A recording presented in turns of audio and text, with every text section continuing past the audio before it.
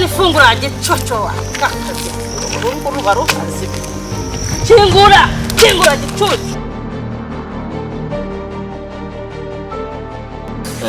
ahubwo mbwira nyine wagwana amakuru y'ibintu cyane rero mwana afite ibibazo byinshi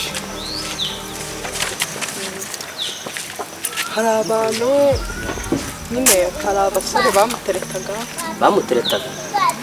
ariko nyine bikajya bigenda byanga kubera mama wiwe ati mama wiwe w'umusinzi nyine abasinda kwigira ukuntu